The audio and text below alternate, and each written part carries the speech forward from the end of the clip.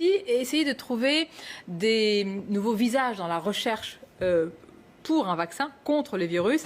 Et je voudrais vraiment que nos téléspectateurs s'intéressent à cette personnalité qui est vraiment, comment dire, qui fait la fierté de plusieurs pays. Le Maroc, parce qu'il est né au Maroc. La France, parce qu'il a étudié, mais on le connaît moins en France, il a étudié et il a travaillé pendant 10 ans à l'Institut Pasteur de Paris. Et les États-Unis, où il était installé. Alors là, on lui a fait des ponts d'or. Pourquoi? Parce qu'il est sur le point vraiment de trouver un vaccin universel. Alors sur le point, évidemment, c'est toujours un vaccin universel contre tous les coronavirus. Il s'appelle El Bachir Ben Mohamed. Je l'ai interviewé ce matin. Écoutons-le à la radio. Écoutez ce qu'il dit sur la recherche française. C'est assez... Je pense qu'il y a une fuite de cerveau vers l'étranger. C'est malheureux de voir. Je ne peux pas rentrer dans la politique. Pourquoi? Parce que je suis un scientifique. Mais je pense que le gouvernement français doit aider les chercheurs à rester en France, parce que la France, quand même, elle gaspille beaucoup d'argent à former ces chercheurs-là. Et c'est malheureux de voir ces chercheurs-là partir servir d'autres pays, parce qu'il faut savoir que le progrès scientifique, c'est la locomotive de l'économie, c'est ça qui va aider l'économie.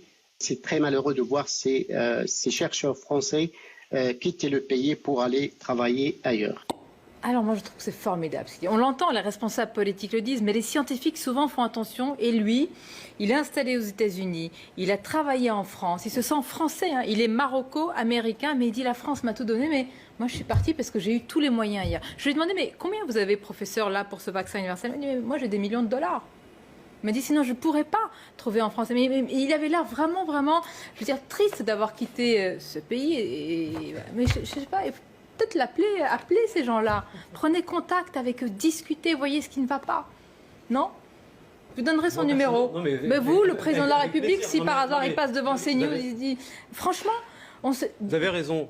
Vous avez raison. Vous imaginez? Non, mais vous avez raison. Il va être trouvé aux États-Unis. Notre pays n'a pas su, depuis maintenant des décennies, investir dans ces chercheurs. C'est-à-dire qu'on les forme très bien.